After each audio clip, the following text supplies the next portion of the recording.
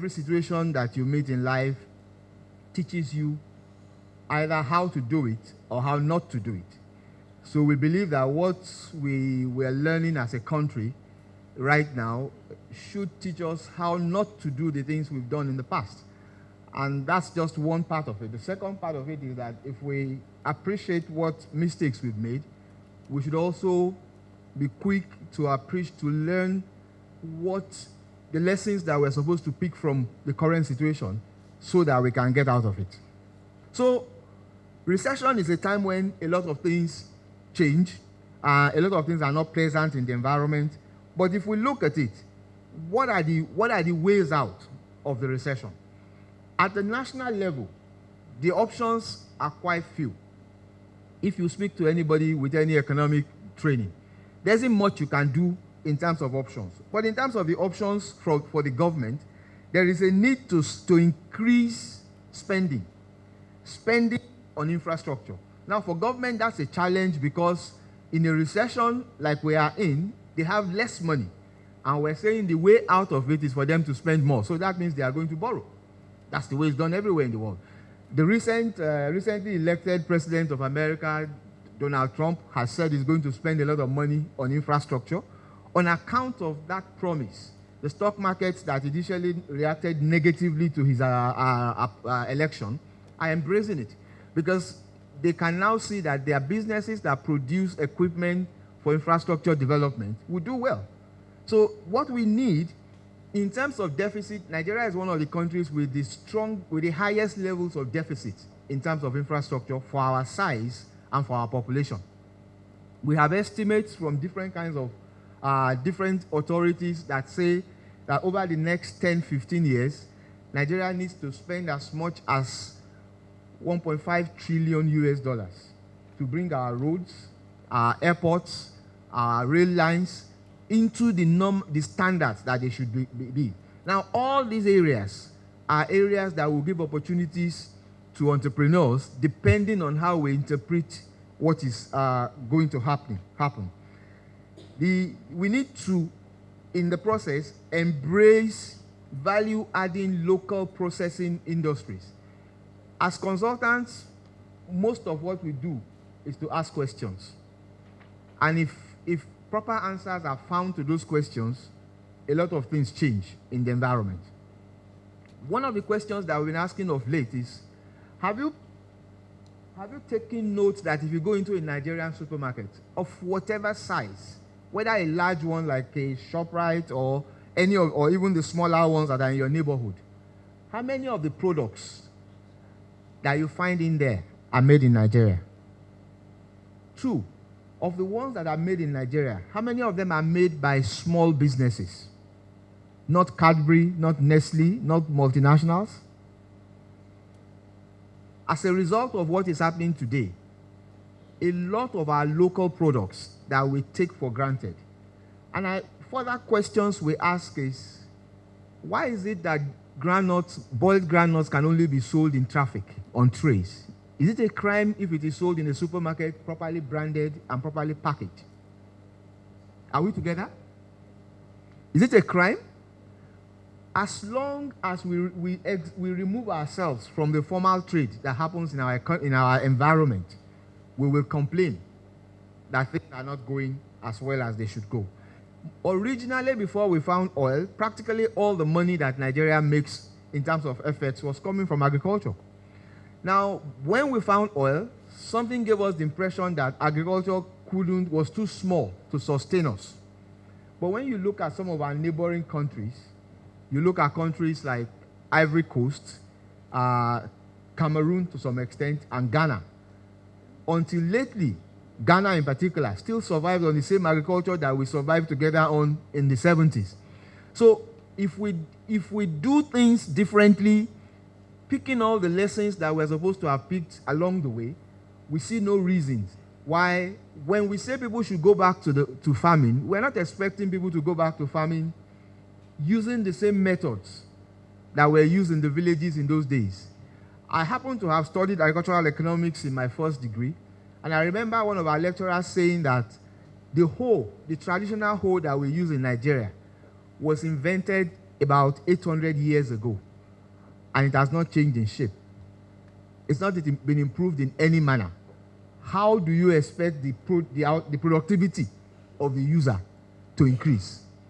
For those who use proper tractors and stuff like that to farm, what you used in the 50s is different from what you are using today. So you cannot be stagnant in your technology and expect improvement. Now, when we now say we want to do things better, unfortunately, everybody looks out. And when you do so, the dollar will be stronger than the naira, naturally. So we need to look at some of these things and begin to think differently. Now, when we talk about the impact of recession on managing SMEs, it all depends on the stage of development that the SME itself is at. When your SME is fresh, it is pretty much very, very vulnerable to headwinds and all the kind of things that happen. If you are starting a business today in Nigeria, if it is not focused on necessities, products that are not luxuries, products that everybody needs, what you are likely to find is that you will find yourself facing challenges in the sense that after some time, your demand might disappear. Because the typical reaction of the average household to a recession is to begin to reorder their priorities. If you are a parent and you haven't paid your children's school fees, or you have not paid your house rent, you're not likely to be interested in buying the latest fashion. If you do any business today, make sure it is oriented at people's basic requirements. Those needs never go away. No matter how hard a recession bites, people will eat. Even in Syria, where we have been seeing only pictures of wars for the past 5 years, people are eating to be alive. People use medication to be alive. So as long as you are in the space where you are meeting very basic needs, the impact of the recession will be much less on you. So if your SME is at a stage where it is relatively new, yes, you will suffer more challenges. But even in terms of the challenges that you suffer, I'd like to touch on a few things that you need to do to survive in this kind of period. One, cost management. You need to ensure that in whatever you do, you're doing it at the most efficient cost level that you can. You must be very good at managing your cost. Two, you need to find and retain skilled and very good people. That is a very difficult task in our environment, especially for SMEs. But it is possible and it needs to be done. Also, you need to develop a capacity to bootstrap, which means you need to develop a capacity to shrink your own costs so as to ensure that you give yourself an opportunity to survive. You need to find a way to connect and reach out to your existing clients and ensure that any customer you have won, you don't lose them. So you need to pay attention to quality. You need to ensure that wastage in any area of your business is removed. And then you need to ensure that you keep very close to your customers. Today, social media affords you the opportunity to almost create a network with your customers and be close to them. Take advantage of that. Take advantage of social media and technology for your business. Don't consider it to just be something for playing and just sharing jokes and things like that. It's a serious tool that you can use to survive in this kind of period.